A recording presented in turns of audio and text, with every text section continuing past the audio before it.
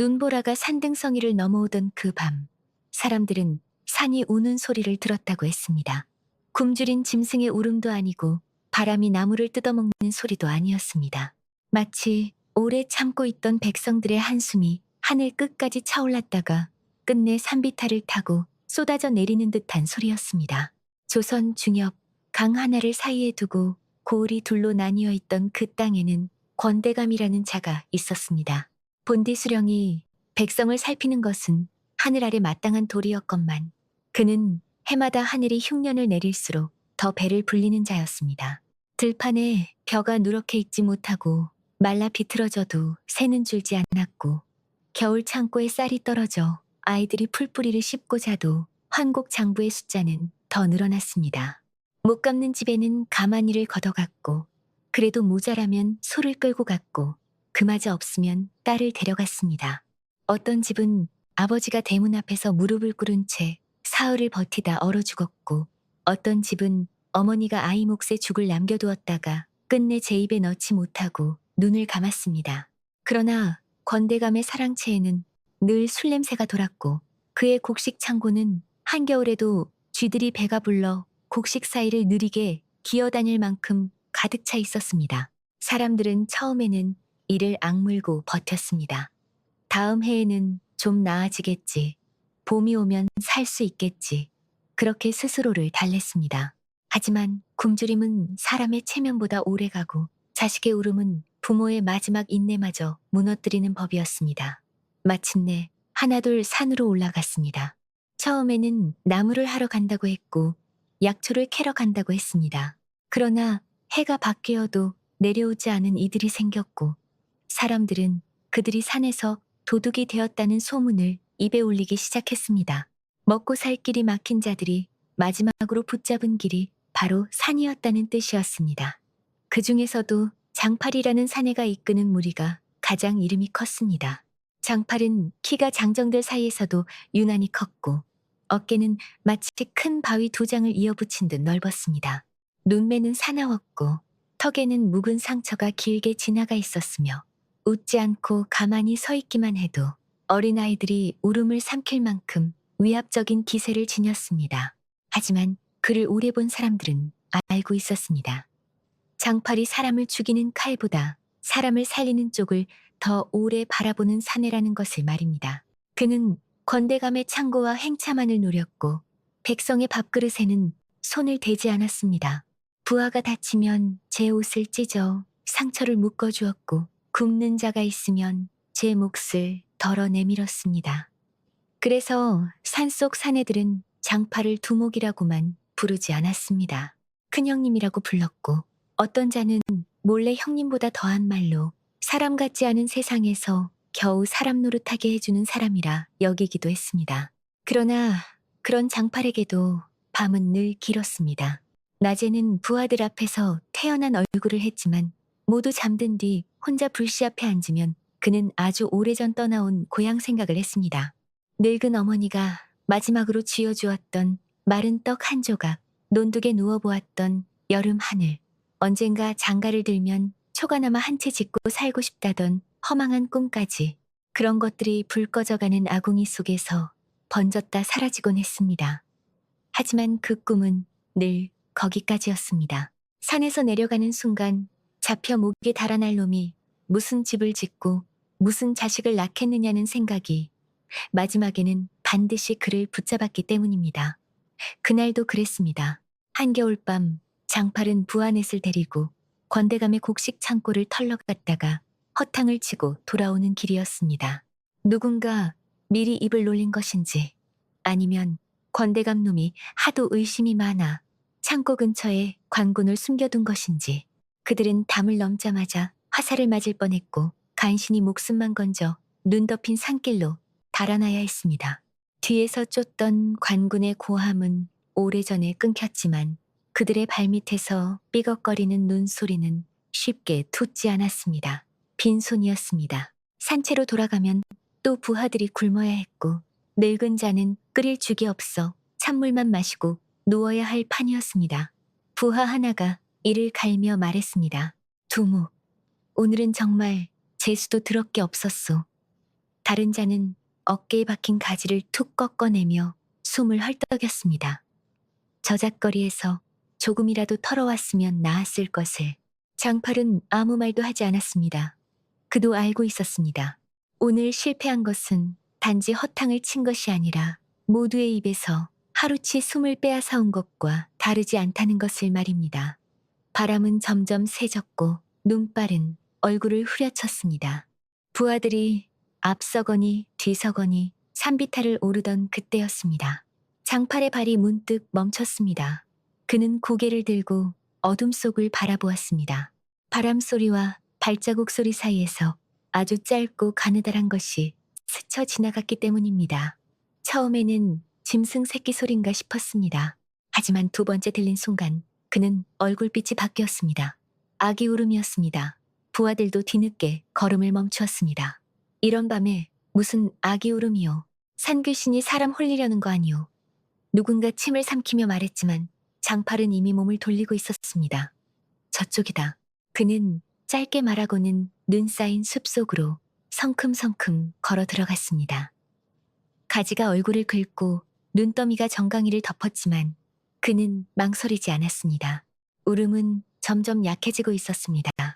살아있는 소리가 아니라 이제 막 꺼져가는 작은 불씨의 소리처럼 들렸습니다. 큰 소나무 아래에 다다랐을 때 장팔은 비로소 그것을 보았습니다. 흰 눈 위에 놓인 작은 비단 보자기였습니다. 비단은 평민이 손에 챌 수 있는 물건이 아니었습니다. 그것도 한겨울 산속 도적과 짐승이 돌아다니는 밤길에 누군가 그런 보자기에 무언가를 싸서 버렸다는 사실부터가 이상했습니다. 장팔은 조심스럽게 무릎을 꿇었습니다. 그리고 손을 뻗어 보자기를 젖혔습니다. 그 안에는 갓난아이가 있었습니다. 입술은 이미 파랗게 질려 있었고 볼은 눈보다 더 희었습니다. 작은 손은 움켜쥔 채 거의 움직이지 않았고 목에서 새어나오는 울음은 더 이상 울음이라기보다 마지막 숨에 가까웠습니다. 장팔의 얼굴이 굳었습니다. 누군가 낮게 욕설을 내뱉었습니다. 미친놈들, 이 추운 밤에 이런 것을. 장팔은 아무 말도 하지 않았습니다. 그는 곧장 제 겉저고리를 벗어 아이를 감쌌습니다. 그리고 품속으로 깊이 끌어안았습니다. 아이의 몸은 너무 가벼웠습니다. 마치 사람 하나가 아니라 얼어붙은 새 한 마리를 아는 것만 같았습니다. 하지만 그 가벼움이 오히려 장팔의 가슴을 세게 후벼 팠습니다. 이렇게 가벼운 것이 세상의 짐이 되어 버려졌단 말인가. 그는 이를 악물고 아이의 등을 손바닥으로 감쌌습니다. 자신의 체온이라도 옮겨주려는 듯 몇 번이나 품을 더 조여 안았습니다. 한참 동안 그렇게 안고 있으니 아주 미세하게, 정말 신락같이 아이의 숨이 움직이기 시작했습니다. 장팔은 저도 모르게 숨을 멈췄다가 길게 내쉬었습니다. 산속에서 짐승의 새끼나 사람의 시체를 발견한 적은 많았지만 이렇게 살아야 할 이유를 찾는 듯한 작은 숨을 두 손으로 붙잡고 있어 본 것은 처음이었습니다. 그때 눈 위를 자세히 보던 부하 하나가 떨리는 목소리로 말했습니다. 두목, 여기 좀 보시오. 장팔이 고개를 돌리자 눈발 아래 희미하게 남은 자국들이 보였습니다. 큰 발자국 둘, 그 옆으로 끌린 자국, 그리고 조금 떨어진 곳에는 검붉은 흔적이 얼어붙어 있었습니다. 피었습니다. 더 안쪽 나뭇가지에는 누군가 급히 지나가다 찢긴 듯한 비단 조각이 걸려 있었고 그 끝에는 금실이 한 가닥 붙어 있었습니다. 장팔은 한동안 그 자리를 바라보았습니다. 이것은 단순히 아이를 버리고 간 자국이 아니었습니다. 누군가 쫓기다가 혹은 목숨을 걸고 아이를 살리려다 끝내 여기까지 온 흔적 같았습니다. 한 부하는 조심스럽게 말했습니다. 두목, 수상합니다. 권세가 놈들의 일일 수도 있고 공연이 얽히면 우리 목까지 날아갈 수 있어. 다른 자도 거들었습니다. 아이가 불쌍한 건 알겠지만 우리도 지금 굶어 죽게 생겼소. 장팔은 여전히 대답하지 않았습니다. 그의 품 안에서 아이가 아주 작게 몸을 떨었습니다. 눈을 제대로 뜨지도 못한 채 살아보려고 애쓰는 그 미세한 떨림이 장팔의 손바닥에 그대로 전해졌습니다. 그 순간 그는 이상한 생각이 들었습니다. 칼을 들고 관군과 맞설 때도 두렵지 않았던 자신이 이제 손바닥만한 아기 하나 때문에 겁이 나고 있다는 생각이었습니다. 이 아이를 여기 내려놓으면 아마 금세 숨이 끊어질 것이다. 그리고 자신은 살아서 산채로 돌아가겠지만 그 이후에도 평생 오늘 밤을 잊지 못할 것이다. 장팔은 천천히 일어났습니다. 부하들이 그의 얼굴을 보았습니다. 그들은 이미 그의 마음이 어디로 기울었는지 알고 있었습니다.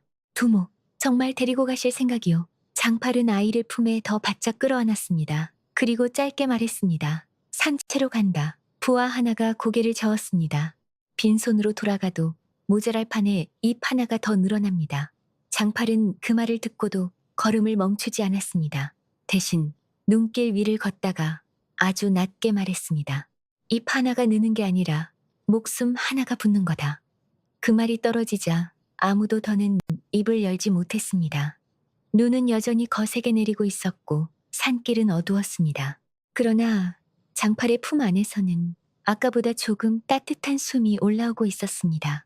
그 숨이 미약할수록 장팔은 오히려 더 세게 아이를 감쌌습니다. 바람은 차가웠지만 그의 가슴속 어딘가에서는 오래전에 꺼진 줄 알았던 것이 아주 작게 다시 살아나고 있었습니다. 이름도 모르는 아이 하나가, 세상에 버려진 가장 작은 목숨 하나가 그날 밤 장팔이라는 사내 안에 남아있던 마지막 사람의 자리를 조용히 흔들어 깨우고 있었던 것입니다. 산채로 돌아오는 길은 길지 않았지만 그날 밤만큼은 유난히 멀게 느껴졌습니다. 눈은 여전히 쏟아지고 있었고 바람은 산허리를 돌아 나무를 흔들어댔습니다. 장팔의 품 안에서는 작은 숨이 끊어질 듯 이어지고 있었습니다. 그는 몇 번이나 손을 옮겨 아이의 등을 문질렀습니다. 조금이라도 따뜻해지기를 바라는 마음에서였습니다. 부하들은 아무 말 없이 뒤를 따랐습니다. 처음에는 투덜거리던 자들도 있었지만 어느 순간부터는 입을 다물었습니다. 장팔이 아이를 안은 채 한 발 한 발 산길을 오르는 모습이 어딘가 평소와 달라 보였기 때문이었습니다. 산채에 도착했을 때는 이미 밤이 깊어 있었습니다. 낡은 초가와 옥막 몇 채가 바람을 피해 산등성이 뒤에 붙어 있었습니다. 그곳이 장팔과 부하들이 몸을 숨기고 살던 곳이었습니다. 마루 끝에서 불씨를 지키고 있던 사내 하나가 고개를 들었습니다. 두목 돌아오셨소. 그 말이 끝나기도 전에 그의 눈이 동그래졌습니다. 두목 그 품에 아는 것이 무엇이요? 장팔은 대답하지 않고 마루 안쪽으로 들어갔습니다. 그리고 조심스럽게 아이를 내려놓았습니다. 비단 보자기를 풀자 희미한 등불 아래에서 아이의 얼굴이 드러났습니다. 아직도 창백했지만 숨은 이어지고 있었습니다. 산채 안의 사내들이 하나둘 모여들었습니다. 모두 거친 얼굴에 흉터가 많고 눈빛이 사나운 자들이었지만 그 순간만큼은 다들 말을 잃었습니다. 이 추운 밤에 아기를 데려오셨소. 누군가 조심스럽게 물었습니다. 장팔은 짧게 말했습니다. 산속에서 발견했다. 버려져 있었다. 그 말이 떨어지자 웅성거림이 번졌습니다. 버려졌다고요. 누가 이런 어린 것을. 또 다른 사내가 고개를 흔들었습니다. 두목, 우리는 당장 먹을 것도 부족합니다. 아이를 키울 형편이 아니오. 장팔은 그 말을 듣고도 표정을 바꾸지 않았습니다. 대신 조용히 아이의 얼굴을 내려다보았습니다. 그때 아이가 아주 미세하게 눈을 떴습니다. 검은 눈동자가 등불을 반사하며 잠깐 흔들렸습니다. 그리고 작은 입이 조금 움직였습니다. 울음은 나오지 않았지만 그 움직임만으로도 방 안의 공기가 달라졌습니다. 가장 가까이 서 있던 사내가 헛기침을 했습니다. 저것 봐라. 살아있구만. 다른 자가 고개를 기울였습니다. 눈빛이 보통이 아니네. 그 말에 몇 사람이 더 가까이 다가왔습니다. 거칠고 굳은 살 박인 손들이 조심스럽게 아이를 내려다보았습니다. 누군가는 손가락을 내밀었다가 다시 거두었고 또 누군가는 괜히 등을 긁적였습니다. 처음에는 투덜거리던 얼굴들이 조금씩 풀어지기 시작했습니다. 그때 아이가 아주 작은 소리를 냈습니다. 배가 고픈 듯한 신음이었습니다. 방 안이 다시 조용해졌습니다. 장팔이 고개를 들었습니다. 젖이 필요하다. 그러나 산채에는 젖을 먹일 사람이 없었습니다. 잠시 침묵이 흘렀습니다. 그러자 구석에 서 있던 늙은 사내가 중얼거렸습니다. 산 아래의 마을에 아이 낳은 집이 몇 있소. 장팔은 고개를 끄덕였습니다. 그는 곧바로 자리에서 일어났습니다. 두목 어디 가십니까? 젖을 구하러 간다. 그 말에 몇 사람이 놀란 눈으로 서로를 바라보았습니다. 이 밤에 산을 내려가겠다는 말이었기 때문입니다. 장팔은 이미 칼과 활을 내려놓고 있었습니다. 몸에는 아무 무기도 지니지 않았습니다. 부하 하나가 물었습니다. 두목 혼자 가면 위험합니다. 장팔은 짧게 대답했습니다. 무기를 들고 가면 더 위험하다. 그는 그렇게 말하고는 그대로 문을 나섰습니다. 밤 공기가 거칠게 얼굴을 스쳤습니다. 눈발은 조금 잦아들었지만 산길은 여전히 어두웠습니다. 장팔은 천천히 산을 내려갔습니다. 마을에 다다랐을 때는 새벽이 가까워지고 있었습니다.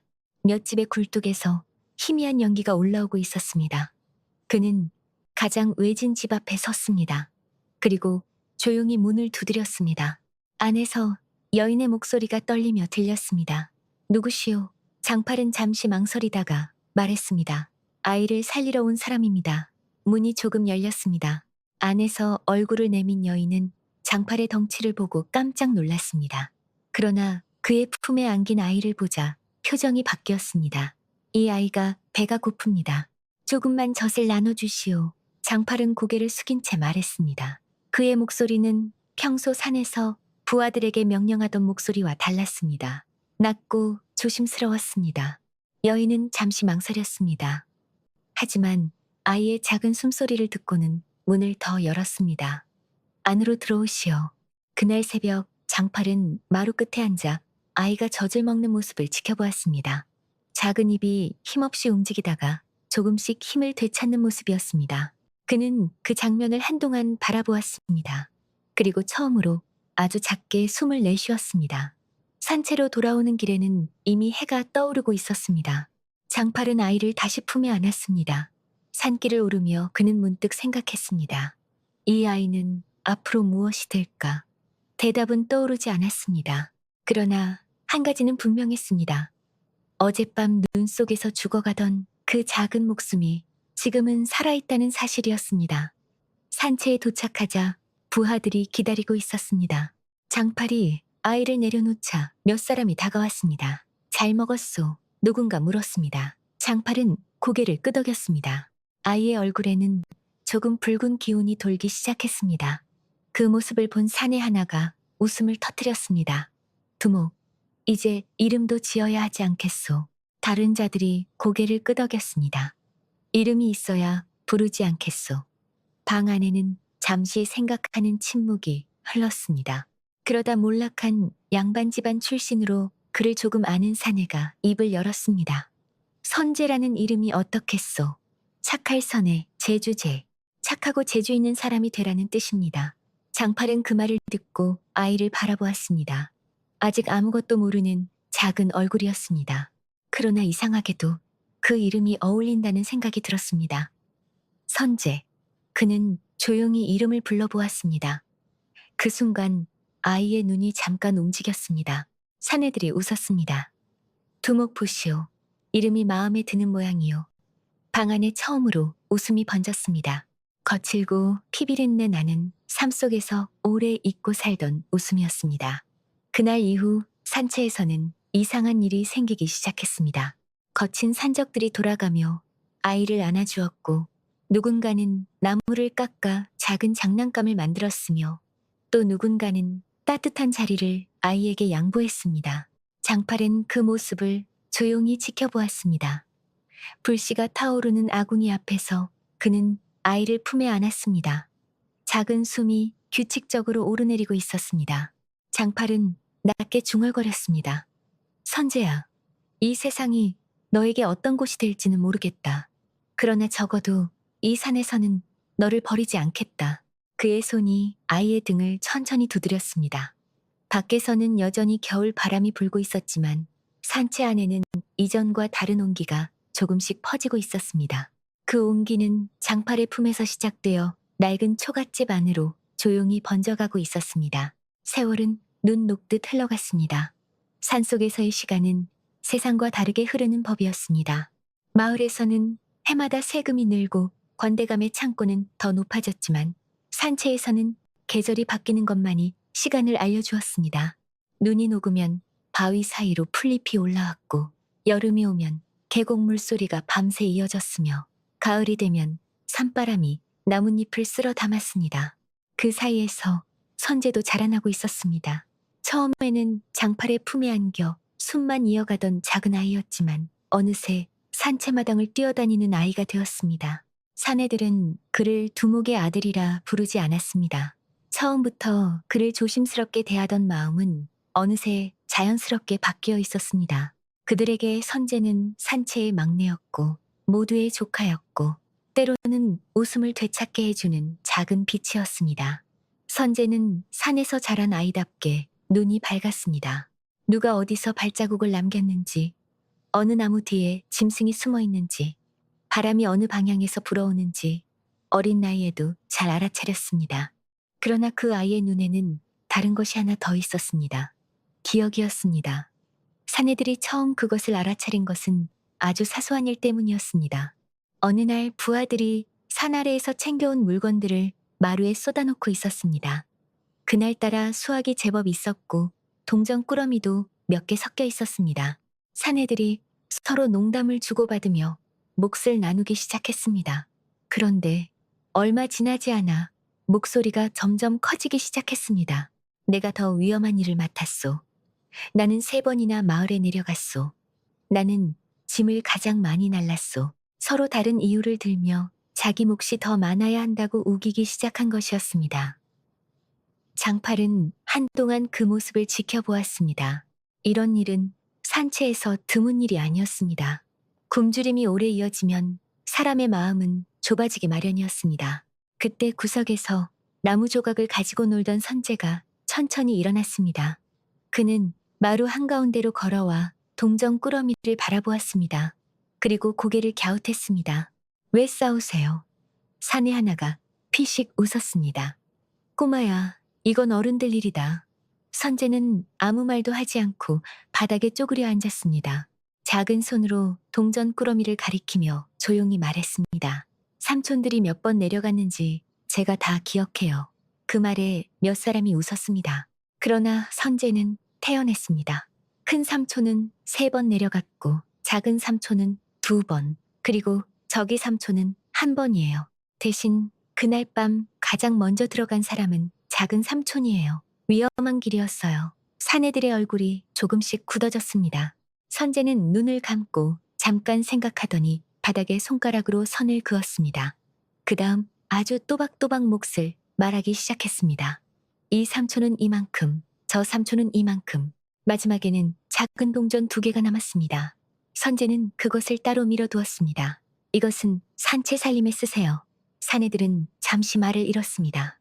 누군가 실제로 동전을 세어보았습니다. 그리고 놀란 목소리로 말했습니다. 딱 맞는다. 장팔은 그 모습을 조용히 보고 있었습니다. 선재는 다시 아무 일도 없다는 듯 나무 조각을 집어들었습니다. 사내들은 서로 얼굴을 바라보았습니다. 누군가 낮게 중얼거렸습니다. 이 아이 머리가 예사롭지 않다.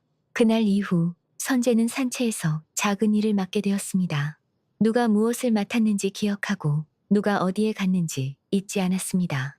놀면서도 주변을 살피는 버릇이 있었고 한 번 본 것은 오래 기억했습니다.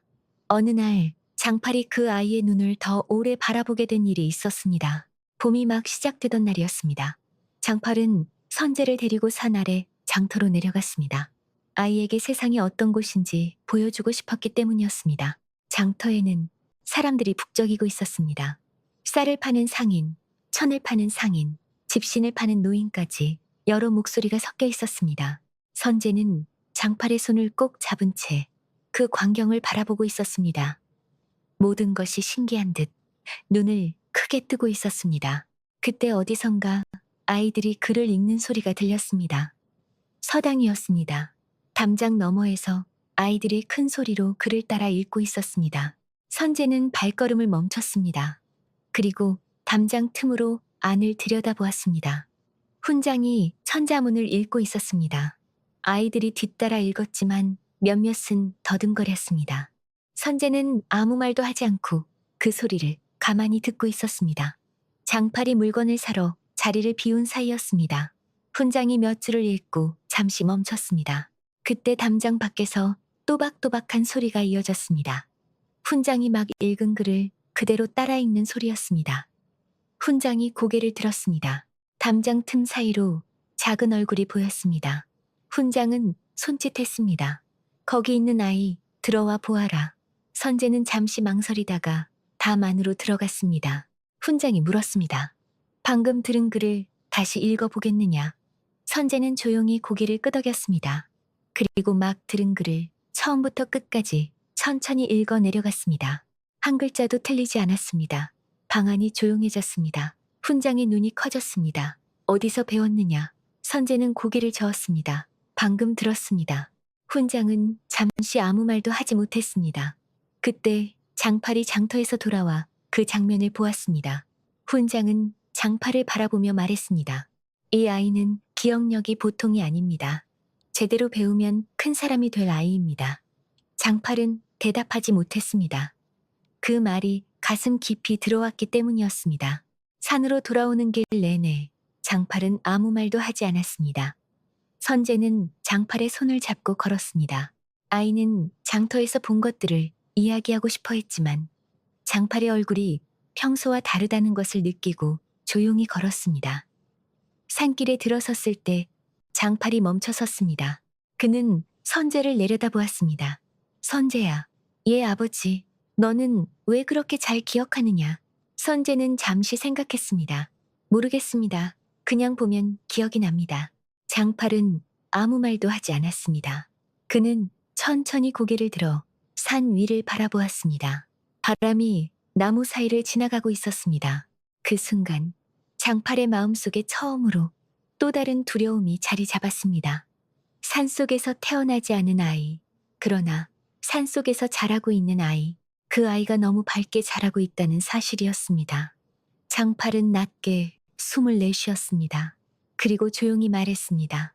선재야, 예, 아버지, 사람은 머리가 좋다고 다 좋은 길로 가는 것은 아니다. 그 말을 남기고 그는 다시 걸음을 옮겼습니다. 선재는 아무 말도 하지 않고 그 뒤를 따라 걸었습니다. 어린아이의 눈에는 아직 그 말의 의미가 다 담기지 않았지만 그날 산길 위에는 장팔의 마음속에서 시작된 새로운 고민이 조용히 자라고 있었습니다. 그날 이후 장팔의 마음에는 설명하기 어려운 무게가 조금씩 쌓이기 시작했습니다. 산길을 오르며 던졌던 말 한마디가 계속 마음속에 남아있었기 때문이었습니다. 사람은 머리가 좋다고 다 좋은 길로 가는 것은 아니다. 그는 그 말을 아무 생각 없이 내뱉은 것이 아니었습니다. 오랫동안 산에서 살며 수많은 사람을 보았기 때문이었습니다. 칼이 빠른 사람도 있었고 힘이 센 사람도 있었지만 가장 무서운 사람은 머리가 좋은 사람이었습니다. 그런 사람은 칼을 휘두르지 않아도 사람을 무너뜨릴 수 있었고 웃으며 등을 돌려도 뒤에서 칼을 꽂을 줄 알았습니다. 장팔은 그런 세상을 너무 오래 보아왔습니다. 그런데 그 아이가 바로 그런 눈을 가지고 있다는 사실이 점점 또렷해지고 있었습니다. 선재는 여전히 아이였습니다. 산채마당을 뛰어다니고 계곡에서 돌을 던지며 놀았고 사내들에게 매달려 장난을 쳤습니다. 그러나 가끔씩 그 아이가 조용히 앉아있을 때면 다른 얼굴이 나타났습니다. 사내들이 하는 이야기를 가만히 듣고 있었고 한 번 들은 말은 오래 잊지 않았습니다. 어느 날 밤 장팔은 아궁이 앞에 앉아 있었습니다. 불씨가 조용히 타오르고 있었고 산채 안에는 낮보다 더 깊은 고요가 흐르고 있었습니다. 부하들은 대부분 잠이 들어 있었고 바람이 처마 끝을 스치며 지나갔습니다. 그때 마루 끝에서 작은 발소리가 들렸습니다. 선재였습니다. 아이는 졸린 눈으로 장팔 곁에 와 앉았습니다. 왜 안 자느냐? 장팔이 낮게 물었습니다. 선재는 잠시 불을 바라보았습니다. 아버지, 예, 산 아래 사람들은 왜 우리를 나쁜 사람이라고 하나요? 그 질문은 아주 조용했지만 장팔의 가슴을 잠깐 멈추게 했습니다. 그는 잠시 대답하지 못했습니다. 아이는 불씨를 바라보며 계속 말했습니다. 오늘 낮에 나무를 하러 내려갔을 때 마을 아이들이 저를 보고 도둑의 자식이라고 했습니다. 선재의 목소리는 울지 않았습니다. 그러나 그 말은 장팔의 귀에 오래 남았습니다. 장팔은 천천히 숨을 내쉬었습니다. 그리고 아이의 머리를 쓰다듬었습니다. 선재야. 예. 세상에는 힘이 없는 사람이 많다. 힘이 없으면 남에게 빼앗긴다. 우리는 빼앗기지 않으려고 산에 올라온 것이다. 선재는 고개를 갸웃했습니다. 그러면 우리는 나쁜 사람이 아닌가요? 장팔은 그 질문에 바로 대답하지 못했습니다. 그는 불씨를 바라보았습니다. 불은 작았지만 꾸준히 타고 있었습니다. 사람의 삶도 그런 것이었습니다. 어떤 불은 따뜻하게 살리기도 하고 어떤 불은 집을 태우기도 했습니다. 잠시 뒤 장팔이 말했습니다. 세상은 그렇게 간단하지 않다. 나쁜 사람과 좋은 사람으로만 나뉘지 않는다. 어떤 사람은 배고파서 칼을 들고 어떤 사람은 욕심 때문에 칼을 든다. 선재는 잠시 생각했습니다. 그리고 아주 조용히 물었습니다. 아버지는 어떤 사람인가요? 장팔의 손이 잠깐 멈췄습니다. 그 질문은 예상하지 못했던 것이었습니다. 그는 한동안 아무 말도 하지 않았습니다. 그러다 낮게 웃었습니다. 나는 좋은 사람은 아니다. 그러나 너에게 부끄러운 사람은 되지 않으려고 한다. 선재는 그 말을 오래 생각하는 듯 했습니다. 그리고 조용히 장팔의 옆에 몸을 기대었습니다. 아궁이의 불이 조금 더 밝게 타올랐습니다. 그때 멀리서 말발굽 소리가 들렸습니다. 아주 희미했지만 분명한 소리였습니다. 장팔의 눈빛이 바로 바뀌었습니다. 그는 천천히 자리에서 일어났습니다. 밤에 말을 타고 산 아래를 지나는 것은 흔한 일이 아니었습니다. 부하 몇이 잠에서 깨며 몸을 일으켰습니다. 두목, 들으셨소. 장팔은 고개를 끄덕였습니다. 그리고 조용히 밖으로 나갔습니다. 산 아래 길 쪽에서 횃불빛이 희미하게 흔들리고 있었습니다. 관군이었습니다. 그것도 적지 않은 시였습니다. 장팔의 눈이 좁아졌습니다. 이 산까지 올라오는 일은 거의 없었는데 오늘 밤은 달랐습니다. 누군가 산체의 위치를 말해주지 않고서는 이런 길을 찾아올 수 없었습니다. 부하 하나가 낮게 중얼거렸습니다. 누군가 우리를 팔았소. 장팔은 아무 말도 하지 않았습니다. 대신 천천히 산 아래를 바라보았습니다. 횃불의 숫자가 점점 늘어나고 있었습니다. 그 순간 그의 머릿속에 스쳐 지나가는 얼굴이 하나 있었습니다.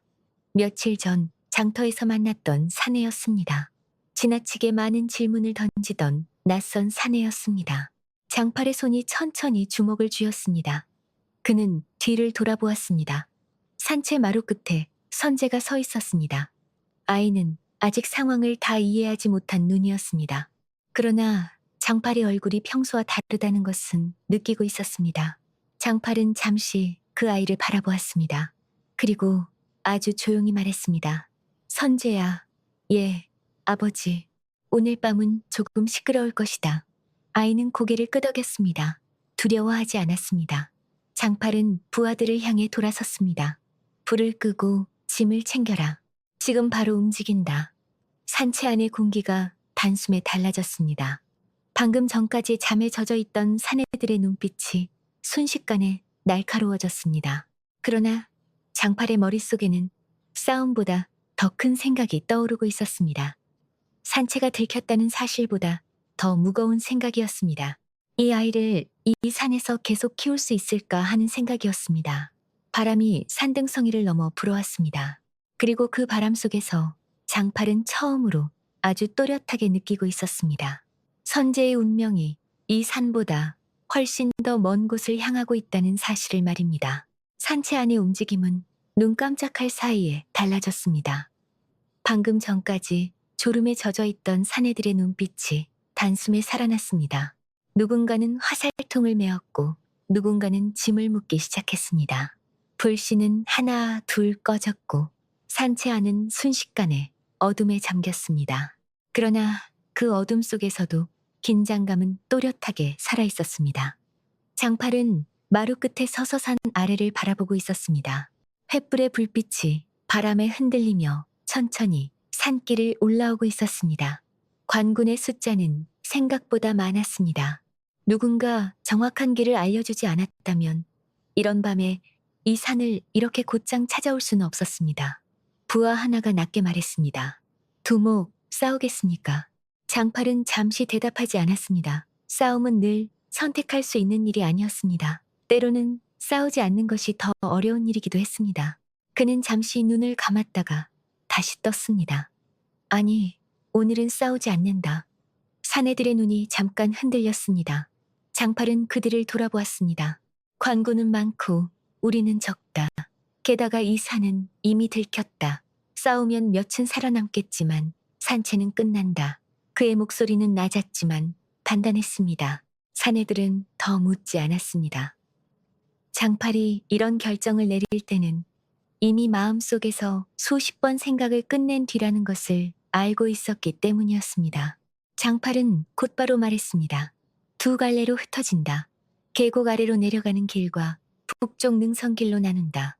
관군이 올라오기 전에 산을 벗어나야 한다. 사내들은 고개를 끄덕였습니다. 그러나 그때 누군가의 시선이 자연스럽게 마루 끝으로 향했습니다. 선재가 그곳에 서 있었습니다. 아직 어린 몸이었지만 눈빛은 어둠 속에서도 또렷했습니다. 장팔은 잠시 그 아이를 바라보았습니다. 그리고 천천히 손짓했습니다. 선재야, 이리 오너라. 선재는 아무 말 없이 걸어왔습니다. 장팔 앞에 서자 아이의 눈이 산 아래 횃불을 향했습니다. 아이도 상황이 평소와 다르다는 것을 느끼고 있었습니다. 장팔은 잠시 무릎을 굽혀 아이와 눈높이를 맞추었습니다. 선재야, 오늘 밤 우리는 이 산을 떠난다. 선재는 조용히 물었습니다. 다시 돌아오나요? 장팔은 잠시 말을 멈췄습니다. 그리고 천천히 고개를 저었습니다. 아마 돌아오지 못할 것이다. 그 말이 떨어지자 옆에 서 있던 몇몇 사내들의 얼굴이 굳어졌습니다. 이 산은 그들이 오래 몸을 숨기며 살아온 곳이었기 때문입니다. 그러나 아무도 반박하지 않았습니다. 장팔의 눈빛이 이미 결정을 말해주고 있었기 때문이었습니다. 선재는 잠시 산채를 둘러보았습니다. 낡은 초가, 바람에 흔들리는 나무, 계곡에서 올라오는 물소리까지 모두 익숙한 것들이었습니다. 그러나 아이는 울지 않았습니다. 대신 조용히 고개를 끄덕였습니다. 알겠습니다. 그 대답은 생각보다 담담했습니다. 장팔의 눈이 잠깐 흔들렸습니다. 그 순간 장팔은 다시 한번 느꼈습니다. 이 아이는 보통 아이와 다르다는 것을 말입니다. 짐을 챙기는 시간이 길지 않았습니다. 산채에서 가져갈 수 있는 것은 많지 않았습니다. 활과 화살, 말린 식량, 몇 개의 보따리 정도였습니다. 사내들은 서로를 바라보며 마지막으로 산채를 둘러보았습니다. 누군가는 마루 기둥을 잠깐 두드렸고 누군가는 계곡 쪽을 바라보았습니다. 그 사이에서 장팔은 조용히 서 있었습니다. 그의 눈은 산채가 아니라 선재를 향하고 있었습니다. 부하 하나가 조심스럽게 물었습니다. 두목, 아이는 어느 길로 보냅니까? 장팔은 바로 대답하지 않았습니다. 대신 선재의 어깨에 손을 올렸습니다. 그리고 낮게 말했습니다. 선재는 나와 함께 간다. 사내들의 눈이 잠깐 움직였습니다. 그러나 아무도 반대하지 않았습니다. 그들은 이미 알고 있었습니다. 장팔이 이 아이를 어떻게 생각하는지 말입니다. 잠시 뒤 산 아래에서 소리가 더 가까워졌습니다. 관군이 이미 산 중턱까지 올라온 것이었습니다. 장팔이 손을 들었습니다. 움직인다. 그 말이 떨어지자 사내들은 두 갈래로 나뉘었습니다. 어둠 속에서 발소리가 조용히 흩어졌습니다. 장팔은 선재의 손을 잡고 북쪽 능선 쪽으로 걸음을 옮겼습니다. 바람이 강하게 불어왔습니다. 나무들이 흔들리고 낙엽이 발 아래에서 바스락거렸습니다. 산채는 점점 멀어지고 있었습니다. 한참을 걷다가 선재가 조용히 물었습니다. 아버지, 예, 우리는 이제 어디로 가나요? 장팔은 잠시 하늘을 바라보았습니다. 구름 사이로 희미한 별이 보이고 있었습니다. 그는 잠시 생각하다가 말했습니다. 세상으로 간다. 선재는 그 말을 이해하지 못한 얼굴이었습니다. 장팔은 아이의 손을 조금 더 꽉 잡았습니다. 산은 사람을 숨겨주지만 사람을 키워주지는 않는다. 그 말은 바람 속으로 조용히 흩어졌습니다. 선재는 아무 말도 하지 않았습니다. 그러나 그날 밤 산을 내려가며 아이의 마음 속에는 처음으로 아주 작은 질문이 하나 생겨나고 있었습니다. 세상이라는 곳은 어떤 곳일까 하는 질문이었습니다. 그 질문의 대답이 앞으로 어떤 길로 이어질지는 아직 아무도 알지 못했습니다. 그러나 장팔은 알고 있었습니다. 이 아이의 길이 이제 더 이상 산속에 머물 수 없다는 사실을 말입니다. 산길은 생각보다 길었습니다. 밤새 이어진 바람은 점점 잦아들고 있었지만 산속의 공기는 여전히 차가웠습니다. 장팔과 선재는 말없이 걸음을 옮기고 있었습니다. 뒤를 돌아보면 이미 산채는 보이지 않았습니다. 그곳에서의 시간은 마치 오래전 일처럼 멀어지고 있었습니다. 한참을 걷다가 동이 트기 시작했습니다. 희미한 빛이 능선을 따라 번지자 산 아래 마을들이 하나둘 모습을 드러냈습니다. 논과 밭이 얼룩처럼 이어져 있었고 작은 집들의 지붕 위로 아침 연기가 올라오고 있었습니다. 선재는 잠시 걸음을 멈추었습니다. 아버지, 왜 그러느냐? 저기가 세상인가요? 장팔은 잠시 그 풍경을 바라보았습니다. 산속에서 보면 평화로운 풍경이었지만 그 속에는 수많은 사연이 얽혀 있다는 것을 그는 알고 있었습니다. 그렇다. 저곳이 사람들이 사는 세상이다. 선재는 아무 말 없이 그 모습을 바라보았습니다. 산에서는 볼 수 없던 넓은 풍경이었습니다. 그러나 이상하게도 장팔의 표정은 밝지 않았습니다. 그는 잠시 생각에 잠겨 있었습니다. 산을 떠나는 결정은 이미 내렸지만 그 다음이 문제였습니다. 선재를 어디로 보내야 할지, 어떤 길을 걷게 해야 할지 아직 정해지지 않았기 때문입니다. 두 사람은 산 아래로 조금 더 내려왔습니다. 길가에는 작은 개울이 흐르고 있었고 근처에는 오래된 느티나무가 서 있었습니다. 장팔은 그 나무 아래에 잠시 앉았습니다. 선재도 옆에 앉았습니다. 바람이 나뭇잎 사이를 지나가며 조용한 소리를 냈습니다. 그때 멀리서 사람들의 목소리가 들렸습니다. 장터로 향하는 농부들이었습니다. 장팔은 고개를 들었습니다. 그들의 옷차림은 소박했고 얼굴에는 피곤함이 묻어 있었습니다. 그들은 지나가며 이야기를 나누고 있었습니다. 올해 세금이 또 늘었다더군. 건대감 창고가 또 가득 찼다지. 사람들은 웃지도 못하고 고개를 흔들었습니다. 선재는 그 말을 가만히 듣고 있었습니다. 그리고 조용히 물었습니다. 아버지, 예, 저 사람들은 왜 그렇게 힘들어 보이나요? 장팔은 잠시 대답하지 않았습니다. 그러나 결국 입을 열었습니다. 저 사람들은 땅을 일구지만 땅을 가진 것은 아니다. 그래서 일한 만큼 가지지 못한다. 선재는 조금 이해하기 어려운 얼굴이었습니다. 일하면 얻어야 하는 것 아닌가요? 장팔은 희미하게 웃었습니다. 세상은 그렇게 단순하지 않다. 누군가는 일하고 누군가는 가져간다. 선재는 잠시 생각하다가 다시 물었습니다. 그러면 저 사람들에게는 아무도 도와주는 사람이 없나요? 장팔은 잠시 하늘을 바라보았습니다. 그리고 낮게 말했습니다. 그래서 어떤 사람은 산으로 올라오기도 한다. 그 말에는 많은 뜻이 담겨 있었습니다. 선재는 더 묻지 않았습니다. 잠시 뒤 두 사람은 다시 길을 걸었습니다. 마을 가까이 내려오자 길가에 작은 서당이 하나 보였습니다. 흙담 너머로 아이들의 글 읽는 소리가 들리고 있었습니다. 선재의 발걸음이 잠깐 느려졌습니다. 그는 담 너머를 바라보았습니다. 훈장이 아이들에게 글을 가르치고 있었습니다. 선재의 눈이 잠깐 반짝였습니다. 장팔은 그 모습을 조용히 보고 있었습니다.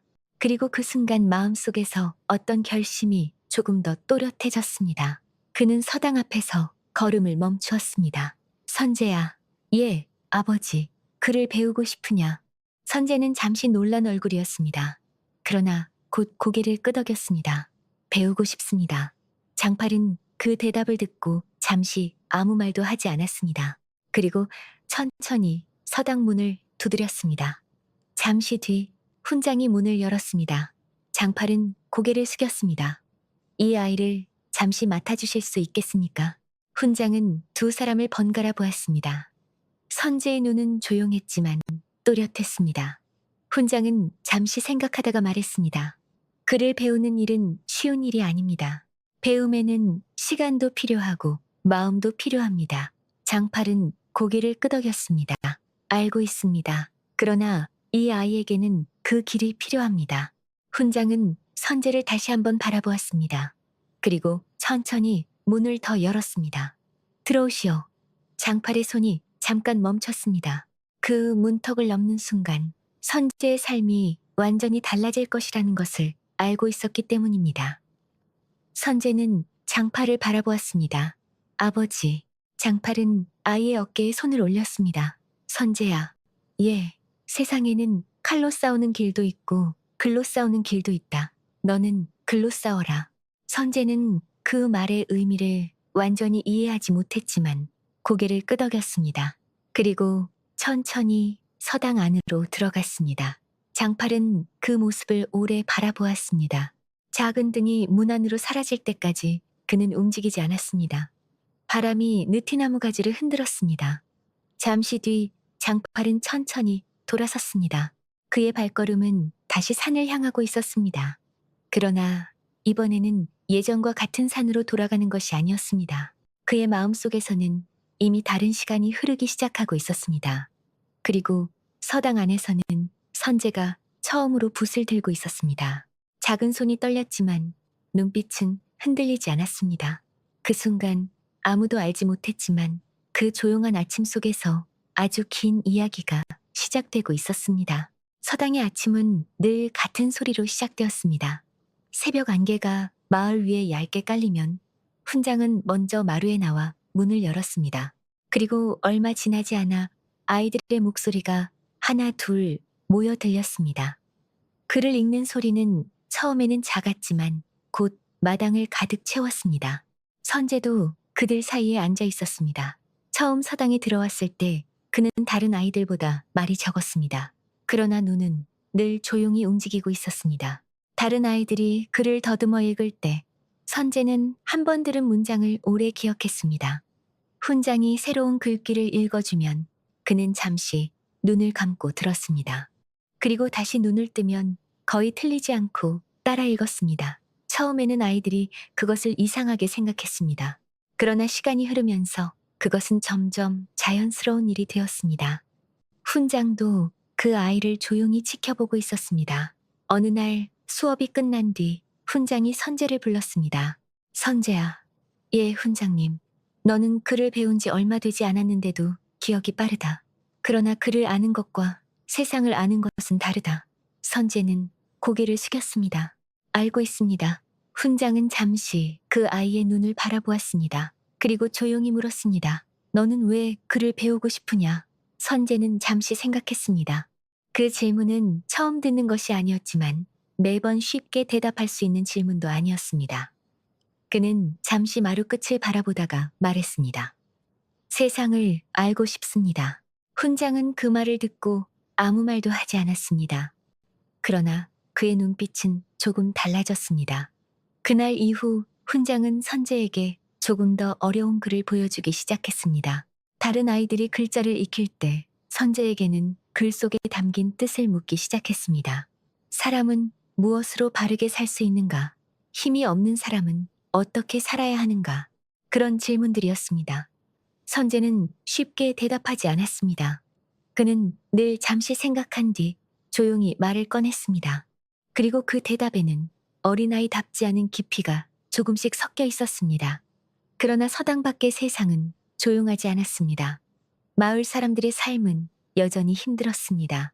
논에서 일하던 농부들은 가을이 되어도 웃지 못했고 세금 이야기는 매번 더 무거워졌습니다.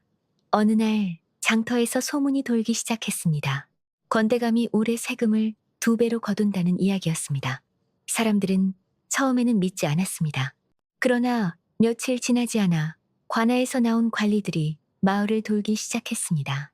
그들은 장부를 들고 집마다 들어갔습니다. 쌀을 거두고 닭을 거두고 마지막에는 아이들이 먹을 곡식까지 가져갔습니다. 마을은 점점 조용해졌습니다. 웃음은 줄어들었고 사람들의 얼굴에는 피곤함이 더 짙어졌습니다. 선재는 그런 모습을 가끔 보게 되었습니다.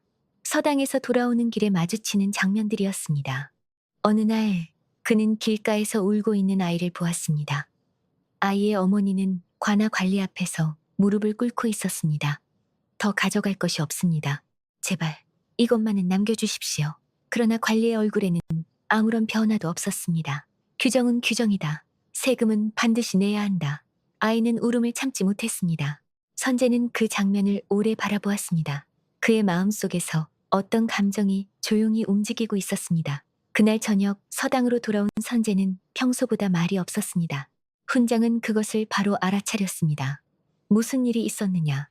선재는 잠시 망설이다가 말했습니다. 오늘 마을에서 한 아이가 울고 있었습니다. 어머니가 세금을 내지 못해서였습니다. 훈장은 아무 말도 하지 않았습니다. 선재는 계속 말했습니다. 그래서는 백성이 나라의 근본이라고 했습니다. 그런데 왜 저 사람들은 그렇게 살아야 합니까? 훈장은 잠시 눈을 감았습니다. 그리고 천천히 말했습니다. 글은 세상을 설명하지만 세상은 언제나 글처럼 움직이지 않는다. 선재는 고개를 들었습니다. 그러면 글을 배우는 것은 아무 의미가 없습니까? 훈장은 고개를 저었습니다. 아니다. 글을 배우는 이유는 세상을 이해하기 위해서만이 아니다. 세상을 바로잡기 위해서다. 그 말은 조용했지만 방 안에 오래 남았습니다. 선재는 아무 말도 하지 않았습니다. 그러나 그 순간 그의 마음속에서 어떤 것이 조금 더 분명해지고 있었습니다. 글을 배우는 이유가 단순히 지식을 얻는 것이 아니라는 것을 그는 처음으로 느끼고 있었습니다. 며칠 뒤 장터에서 또 다른 소문이 돌기 시작했습니다. 산적들이 다시 나타났다는 이야기였습니다. 밤마다 권대감의 창고 근처에서 무언가 사라지고 있다는 것이었습니다. 사람들은 두려워하면서도 어딘가 다른 표정을 짓고 있었습니다. 어떤 이들은 조용히 웃기도 했습니다. 선재는 그 이야기를 듣고 잠시 생각에 잠겼습니다. 산적이라는 말이 그의 기억 속에서 오래된 그림자를 흔들고 있었기 때문입니다. 산의 바람, 거친 웃음, 그리고 한 사람의 낮은 목소리가 희미하게 떠올랐습니다. 그러나 그 기억은 아직 완전히 또렷하지 않았습니다. 선재는 그날 밤 서당 마루에 앉아 하늘을 바라보았습니다. 별이 조용히 떠 있었습니다.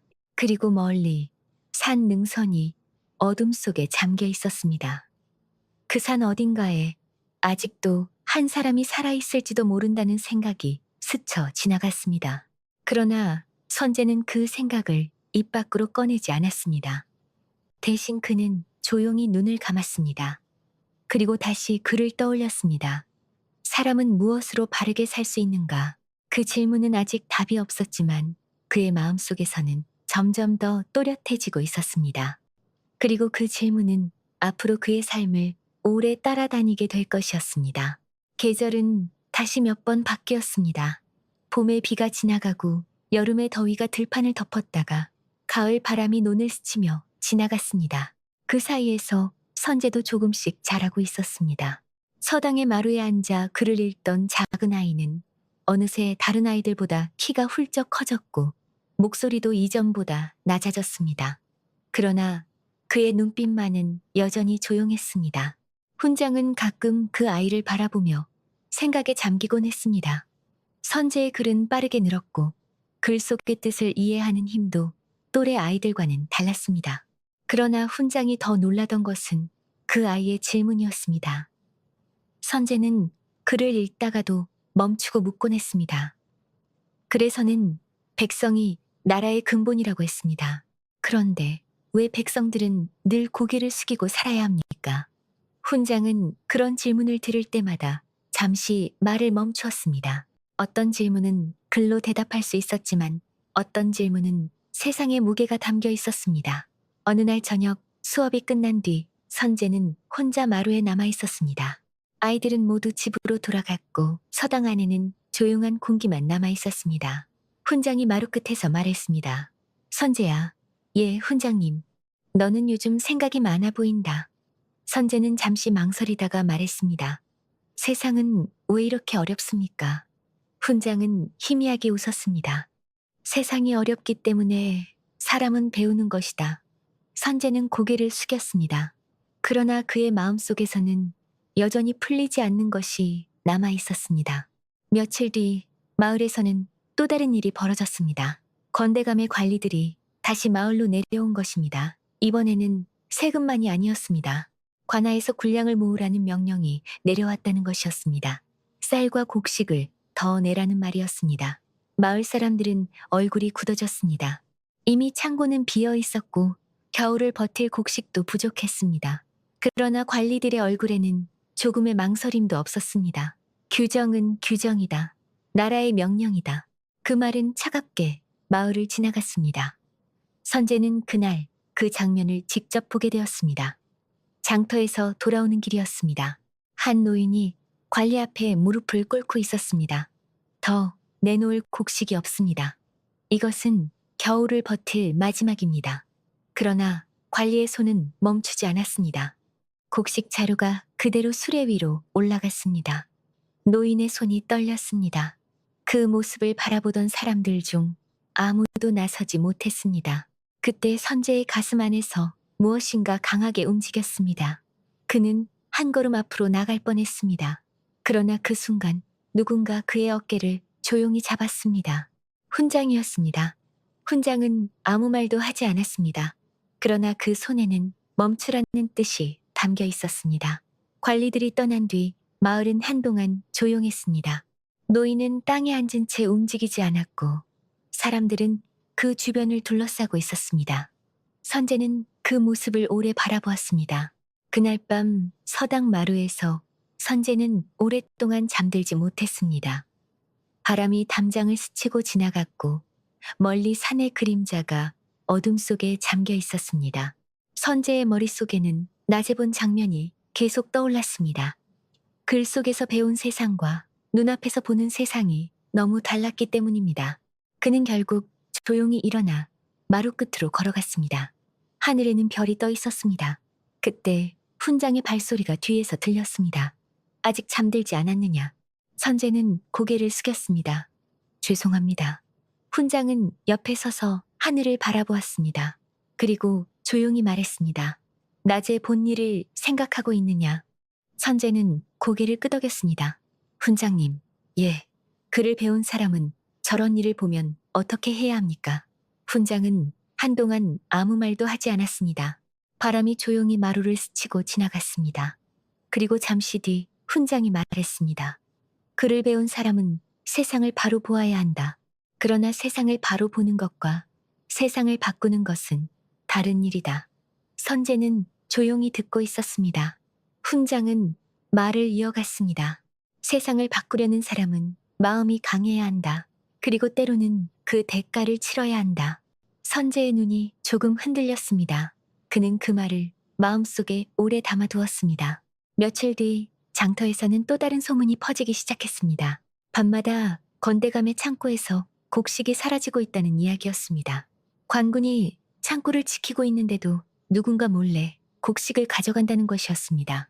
사람들은 겉으로는 두려워했지만 속으로는 다른 표정을 짓고 있었습니다. 어떤 이들은 조용히 말했습니다. 누군가 대신 싸우고 있는 것이다. 선재는 그 말을 듣고 잠시 멈췄습니다. 그의 마음속에서 오래된 기억 하나가 다시 움직이고 있었습니다. 산속의 밤, 거친 바람, 그리고 낮게 웃던 한 사람의 목소리였습니다. 선재는 그 기억을 아직 완전히 붙잡지 못했습니다. 그러나 한 가지는 분명했습니다. 세상 어딘가에서는 여전히 칼로 싸우는 사람이 있고 또 다른 곳에서는 글로 싸우려는 사람이 있다는 사실이었습니다. 그리고 그 두 길이 언젠가 다시 만날지도 모른다는 생각이 그의 마음속에 조용히 자리 잡고 있었습니다. 가을이 깊어지면서 마을의 공기는 점점 무거워졌습니다. 노는 이미 수확을 마쳤지만 사람들의 얼굴에는 수확의 기쁨이 보이지 않았습니다. 곡식이 창고에 들어가기도 전에 관아의 장부가 먼저 움직였기 때문이었습니다. 건대감의 관리들은 올해도 어김없이 마을을 돌았습니다. 수레가 지나갈 때마다 마을은 조용해졌고 집집마다 문이 반쯤 닫혔습니다. 사람들은 서로 눈을 마주치지 않았습니다. 그 침묵 속에서 선재는 조금씩 세상의 얼굴을 더 분명하게 보고 있었습니다. 어느 날 저녁 장터에서 돌아오는 길이었습니다. 해가 이미 산 뒤로 넘어가고 있었고 길 위에는 긴 그림자가 드리워져 있었습니다. 선재는 마을 어귀에서 이상한 광경을 보았습니다. 사람들이 조용히 모여 있었습니다. 그러나 그들의 얼굴에는 두려움보다 놀라움이 더 짙게 떠올라 있었습니다. 선재는 그 틈 사이로 조심스럽게 걸어 들어갔습니다. 그리고 그 이유를 보게 되었습니다. 건대감의 창고 앞이었습니다. 창고 문이 열려 있었고 안에는 빈 자루들이 흩어져 있었습니다. 곡식이 사라진 것이었습니다. 관리 하나가 얼굴이 붉어진 채 소리를 지르고 있었습니다. 이건 분명 산적의 짓이다. 누군가 밤에 창고를 털었다. 그러나 그 소리는 마을 사람들의 마음을 움직이지 못했습니다. 오히려 몇몇은 고개를 숙인 채 웃음을 숨기고 있었습니다. 선재는 그 모습을 가만히 바라보았습니다. 사람들의 눈빛이 어딘가 달라져 있었습니다. 두려움 속에 아주 작은 희망이 섞여 있었습니다.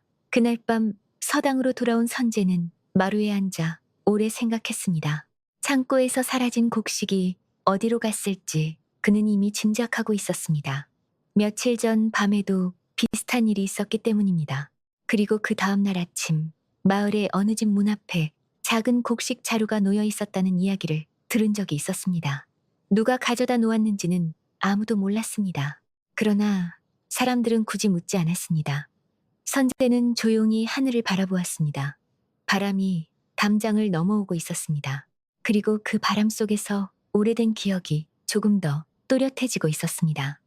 거친 산바람, 불빛이 흔들리던 밤, 그리고 낮게 말하던 한 사람의 목소리였습니다. 그때 뒤에서 훈장의 발소리가 들렸습니다. 아직 잠들지 않았느냐? 선재는 고개를 숙였습니다. 오늘 장터에서 일을 보았습니다. 훈장은 천천히 마루에 앉았습니다. 창고 이야기냐? 선재는 잠시 놀란 얼굴이었습니다. 훈장은 희미하게 웃었습니다. 이 마을에 사는 사람이라면 다 아는 이야기다. 선재는 잠시 말을 고르다가 조용히 물었습니다. 훈장님, 예, 저 사람은 나쁜 사람입니까? 훈장은 바로 대답하지 않았습니다. 대신 천천히 물었습니다. 누구를 말하느냐? 선재는 잠시 생각했습니다. 창고에서 곡식을 가져간 사람입니다. 훈장은 잠시 하늘을 바라보았습니다. 별이 하나둘 떠 있었습니다. 그리고 낮게 말했습니다. 세상에는 법으로는 죄인이지만 사람의 마음에서는 죄인이 아닌 사람도 있다. 선재는 그 말을 조용히 되새겼습니다. 그러면 그 사람은 옳은 일을 하는 것입니까? 훈장은 고개를 저었습니다. 옳고 그름은 때로 쉽게 나뉘지 않는다. 중요한 것은 왜 그 일을 하는가이다. 그 말은 짧았지만 선재의 마음에 오래 남았습니다. 며칠 뒤 또 다른 사건이 일어났습니다. 이번에는 관군이 직접 마을로 내려왔습니다. 창고를 턴 산적을 잡기 위해 산 주변을 수색한다는 것이었습니다. 군사들의 발소리가 마을길을 가득 채웠습니다. 아이들은 집 안으로 들어갔고 사람들은 문을 닫았습니다. 선재는 서당 담장 뒤에서 그 모습을 바라보고 있었습니다. 군사들의 얼굴에는 피곤함이 묻어 있었지만 눈빛은 거칠었습니다. 그들은 산을 향해 길을 떠났습니다. 선재의 시선도 자연스럽게 산 능선으로 향했습니다. 그 산 어딘가에 아직도 한 사람이 살아있을지도 모른다는 생각이 스쳐 지나갔습니다. 그리고 그 순간 그의 마음속에서 한 가지 질문이 더 또렷해졌습니다.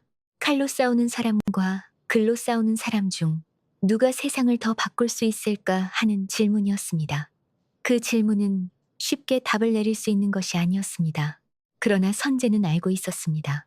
언젠가는 자신도 그 질문 앞에 서게 될 것이라는 것을 말입니다. 그날 밤 서당 마루에는 긴 침묵이 내려앉아 있었습니다. 바람이 조용히 지나가고 있었고 멀리 산에서는 아주 희미하게 늑대의 울음 같은 소리가 들려왔습니다. 그리고 선재의 마음속에서는 오래된 두 세계가 서서히 가까워지고 있었습니다.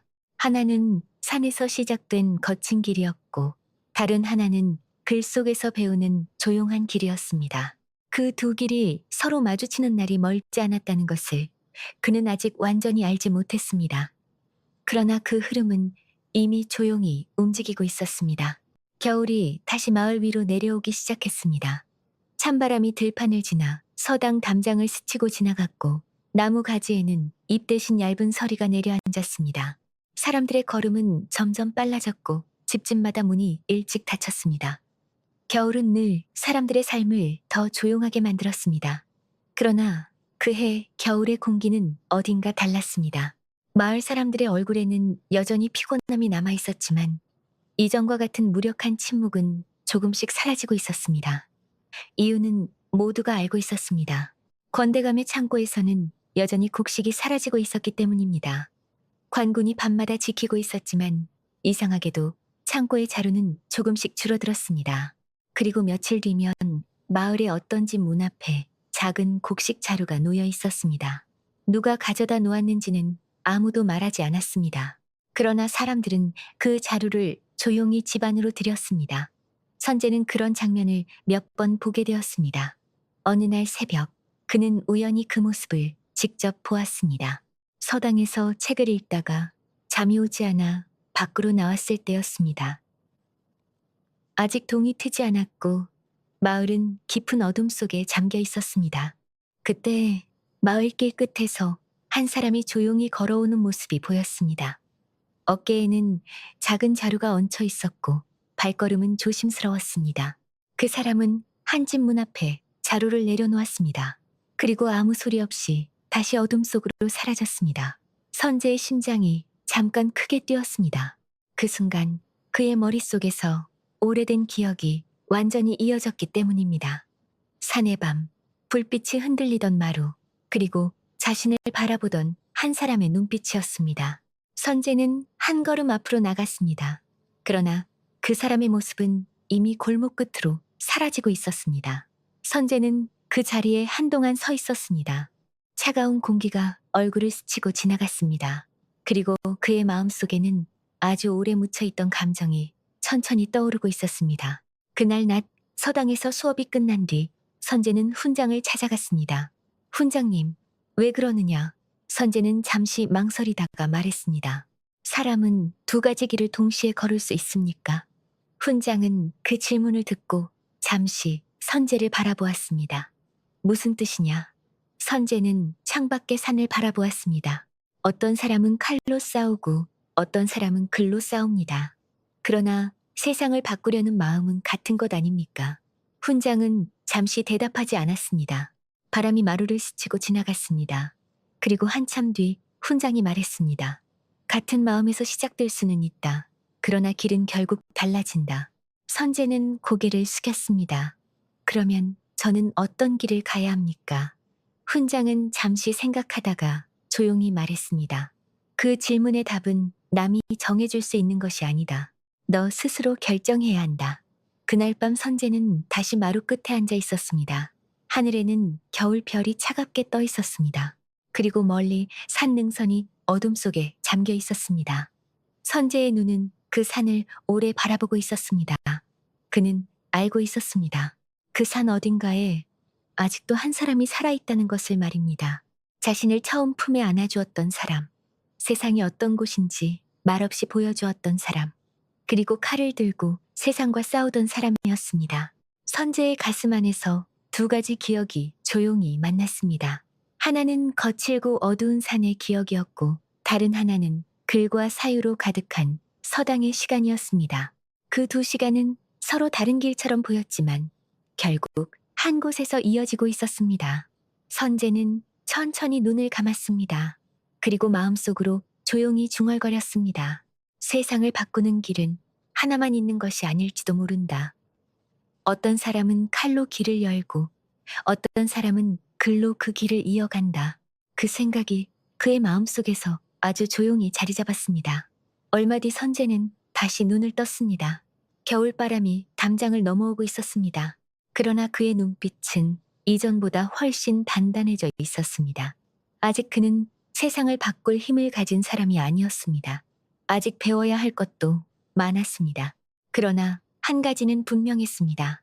그가 걷게 될 길이 단순히 글을 읽는 길로만 끝나지 않을 것이라는 사실이었습니다. 언젠가 그는 세상 앞에 서게 될 것이었습니다. 그리고 그때 그는 칼을 들지 않더라도 세상을 움직일 말을 할 수 있는 사람이 되어 있을 것입니다. 서당 안에서는 여전히 글 읽는 소리가 이어지고 있었습니다. 바람은 산을 넘어 마을로 내려왔고 겨울 하늘에는 별이 조용히 떠 있었습니다. 그 별빛 아래에서 한 아이의 삶은 이제 완전히 다른 방향으로 흐르기 시작하고 있었습니다. 그리고 그 조용한 시작은 훗날 누군가의 기억 속에서 오래 남게 될 이야기의 첫 장이 되고 있었습니다.